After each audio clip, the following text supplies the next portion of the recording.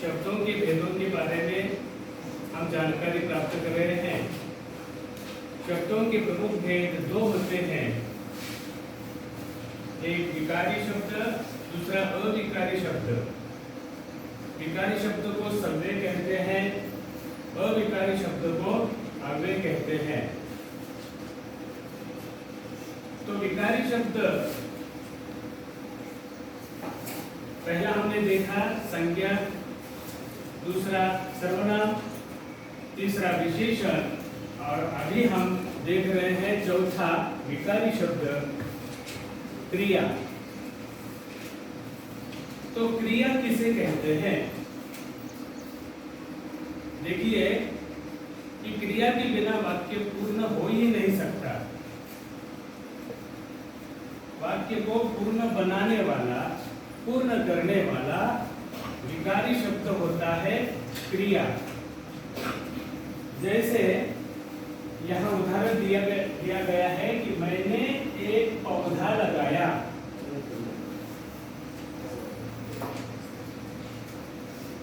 मैंने कर्ता, क्रिया करने वाला जो होता है उसे कर्ता कहते हैं।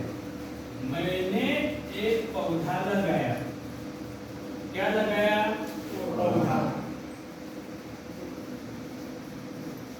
अगर इतना ही होता, मैंने एक पौधा, मैंने एक पौधा, अर्थ स्पष्ट नहीं होता। मैंने अलग शब्द हो गया, एक अलग शब्द हो गया, पौधा एक अलग शब्द हो गया। वाक्य पूरा होता है इसे मैंने एक पौधा। वाक्य पूर्ण नहीं होता।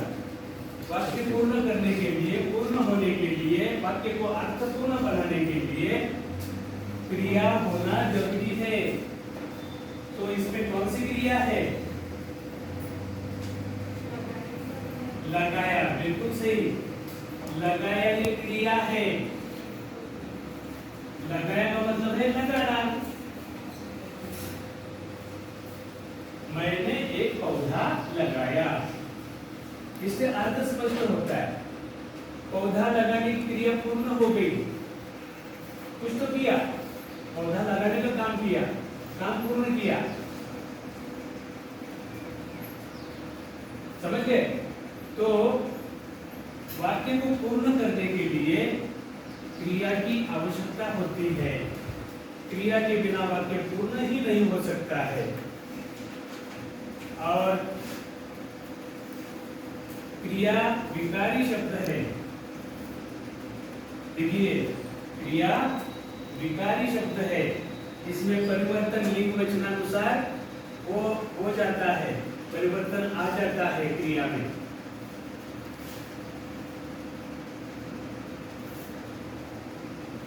जैसे कि बच्ची जा रही है, बच्चा जा रहा है। बच्चा पुल्लिंग, बच्चा जा रहा है, बच्ची जा रही है, रहा है, रही है। इन क्रिया में, इन क्रियाओं में परिवर्तन आ गए कि नहीं? तो इसीलिए ये क्रिया क्या है? विकारी शब्द है। इसमें विकार हो जाता है, मतलब परिवर्तन हो जाता है। तो विकार होने वाले, परिवर्तन होने वाले शब्द होते हैं विकारी शब्द। और ये चौथा विकारी शब्द है क्रिया। तो इस क्रिया के कुछ भेद है जो महत्वपूर्ण है। अपने पाठ्यक्रम में परीक्षा की दृष्टि से महत्वपूर्ण जो क्रियाएं हैं उसमें पहली है सहायक क्रिया। सहायक क्रिया किसे कहते हैं? सहायक यानी मदद करने वाली, सहायता करने वाली। जो क्रिया सहायता करती है, वाक्य को अर्थपूर्ण बनाने के लिए मुख्य क्रिया की सहायता करने वाली क्रिया ही सहायक क्रिया होती है। वाक्य में मुख्य क्रिया होती है, उस मुख्य क्रिया की सहायता करने वाली क्रिया को सहायक क्रिया कहते हैं। जैसे कुत्ते जल पक्षियों को देखकर दौड़ने लगे, इसमें दौड़ना ये मुख्य क्रिया है और इसकी सहायता की है लगे, लगना इस क्रिया ने। आपको ये मालूम होना चाहिए, आपको ये ध्यान में रखना होगा कि सहायक क्रिया हमेशा वाक्य के अंत में होती है और उससे पहले एक क्रिया होती है जिसे मूल क्रिया या मुख्य क्रिया कहते हैं। इस वाक्य में कुत्ते जल पक्षियों को देखकर दौड़ने लगे, दौड़ना ये मुख्य क्रिया है और लगे, लगना सहायक क्रिया है। मुख्य क्रिया की सहायता की है उसने, जो कि वाक्य में कहाँ आई हुई है? वाक्य में ये अंत में आती है क्रिया, तो इसका मूल रूप लिखना पड़ता है, लगे, लगना सहायक क्रिया है, ऐसे उत्तर लिखना पड़ता है। निम्नलिखित वाक्यों में आई हुई सहायक क्रिया छांटकर लिखिए या चुनकर लिखिए। ऐसा प्रश्न जब प्रश्न पत्र में प्रति पत्रिका में आएगा तो आपको समझ में आना चाहिए कि सहायक क्रिया वाक्य के अंत में होती है। उस वाक्य को पढ़कर आप समझ सकते हो कि अंत में जो क्रिया होगी उसका मूल रूप लिखना भी आवश्यक है। उसे अलग करके चुनकर उसे छांट कर आपको लिखना होगा, लगे, लगना सहायक क्रिया। उसी प्रकार ही मुझे 10 दिन अस्पताल में रहना पड़ेगा। अब मुझे बताइए इस वाक्य में सहायक क्रिया कौन सी है? पड़ेगा, बहुत खूब, पड़ेगा ये सहायक क्रिया है। पड़ेगा किससे बनी है? पढ़ना, इसका मूल रूप है पढ़ना। तो आप लिखेंगे पढ़ेगा, पढ़ना सहायक क्रिया है। और इससे पहले आई हुई क्रिया कौन सी है? रहना, रहना क्रिया ये क्या है? मुख्य क्रिया है। समझ गए? कभी कभी पहले ऐसे प्रश्न भी आया करते थे, क्रिया दी जाती थी और उस क्रिया का सहायक क्रिया के रूप में प्रयोग कीजिए, ऐसा प्रश्न आता था। तो उस समय बच्चे अक्सर क्या करते थे? क्रिया के रूप में उसका उपयोग करते थे। सहायक क्रिया होनी चाहिए। सहायक क्रिया होने के लिए उस क्रिया से पहले क्या आनी चाहिए? मुख्य क्रिया। मुख्य क्रिया आनी चाहिए, तभी वो सहायक क्रिया बन सकती है, क्योंकि सहायक क्रिया हमेशा वाक्य के अंत में होती है ना। तो इस प्रकार ये उदाहरण ध्यान में रखिए। पड़ेगा यानी मजबूरी यहाँ प्रकट होती है, मजबूरन ये काम करना पड़ेगा। समझ गए? और पहले वाक्य में दौड़ने लगे, इसमें लगना क्रिया का प्रयोग किया गया है और ये आरंभ सूचित करता है और यह पढ़ना आवश्यकता है, मजबूरी सूचित करने वाला शब्द है। और एक उदाहरण बताता हूं, गाय को चारा देना चाहिए। इसमें चाहिए क्या है? सहायक क्रिया है, चाहना से बन गई है। चाहना यानी कर्तव्य बोधक है ये। या दूसरा एक उदाहरण देखिए, सिरचन ऐसी शीतल पट्टी तुम भी बना सकते हो। यहाँ बना, बनना, और सकते हो, सकते ने सकना, सकना क्रिया है। सकना क्रिया सामर्थ्य का बोध कराती है। सिरचन के सिवा कोई दूसरा शीतल पाटी बना नहीं सकता। समझ गए? ये क्या है? सामर्थ्य है। किसमें है? सिरचन में। सिरचन ही ये कर सकता है।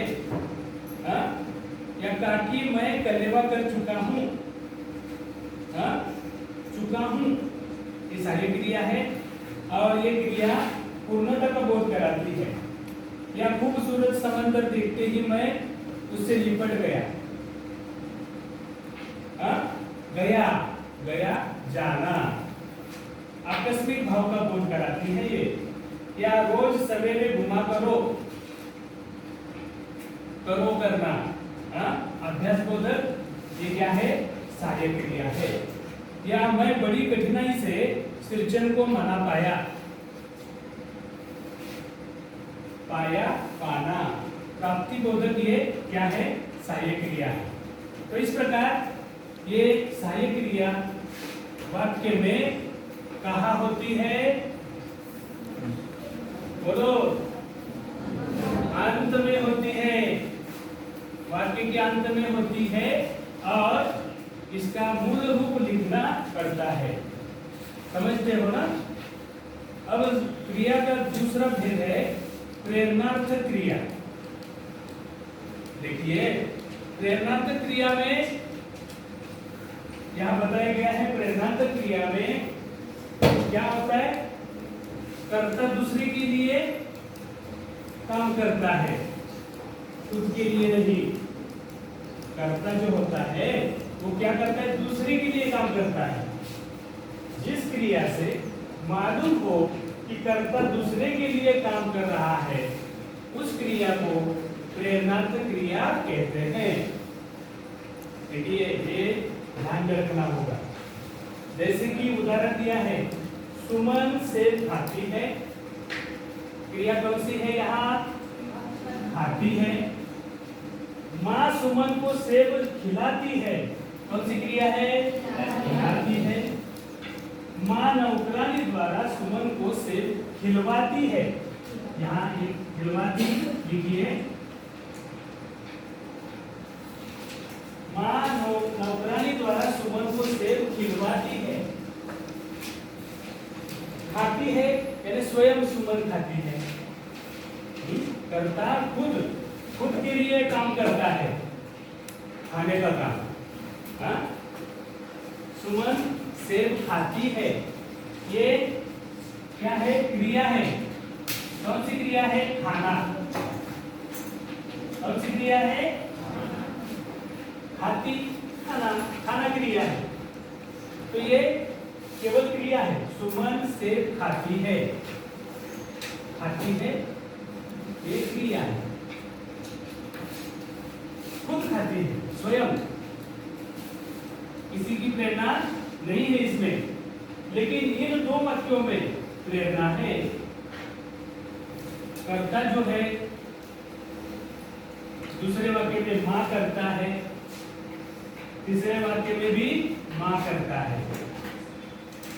देखिए, लेकिन दूसरों से करवाती है वो।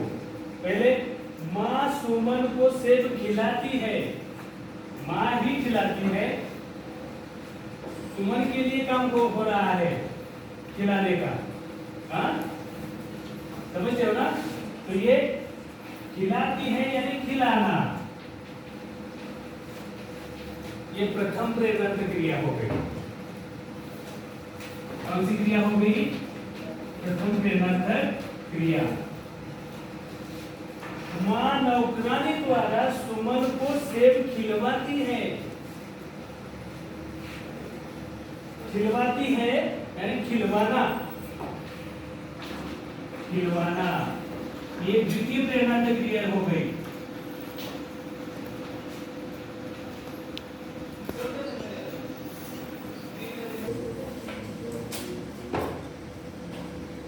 समझ रहे हो ना? देखिए, इस प्रकार परिवर्तन आ जाता है क्रियाओं में। प्रेरणार्थ क्रिया के बारे में जानकारी हम प्राप्त कर रहे हैं। इसमें हमने देखा कि दूसरे वाक्य में या सुमन के लिए ही काम हो रहा है।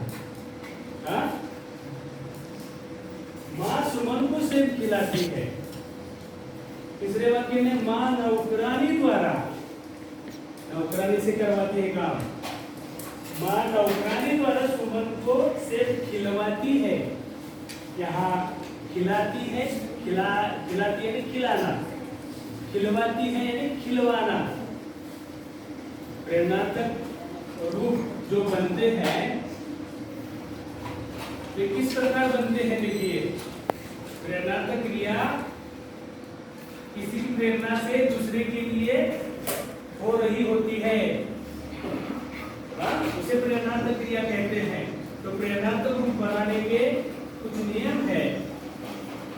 आमतौर पर देखिए, प्रेरणात्मक क्रिया बनाते समय मूल धातु के अंत में आ जोड़ने से प्रथम प्रेरणात्मक क्रिया बनती है और मूल धातु के अंत में वा जोड़ने से द्वितीय प्रेरणात्मक रूप बनता है।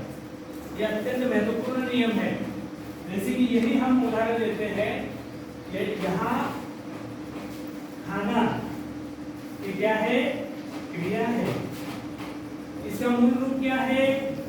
खा। इसका मूल रूप है, समझ गए ना? इसे आ जोड़ने से इसके कुछ और नियम है। देखिए, या दूसरा उदाहरण लेंगे हम, तभी आप सही तरीके से समझ पाओगे। एक चलना क्रिया लीजिए। चलना क्रिया में मूल रूप है चल, इसे आ जोड़ने से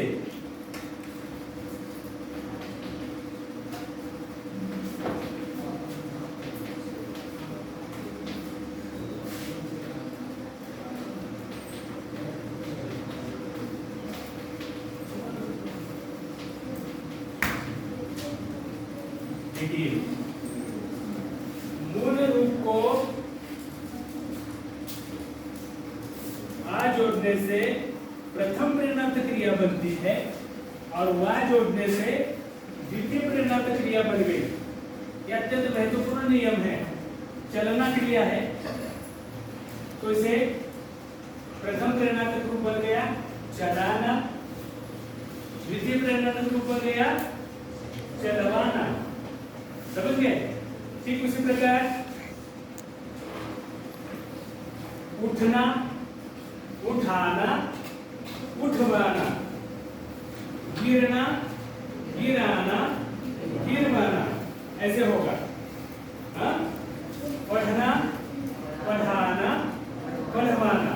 आ जोड़ने से और वा जोड़ने से प्रथम प्रेरणात्मक क्रिया द्वितीय प्रेरणात्मक क्रिया बनती है। जो एक अक्षरी शब्द होता है उसके लिए ला लवा जोड़ना पड़ता है। देखिए, कुछ और नियम है। पहला अक्षर अगर दीर्घ है तो उसका ह्रस्व हो जाता है। इस पर हम अगली तर्सिका में सविस्तर जानकारी प्राप्त करेंगे।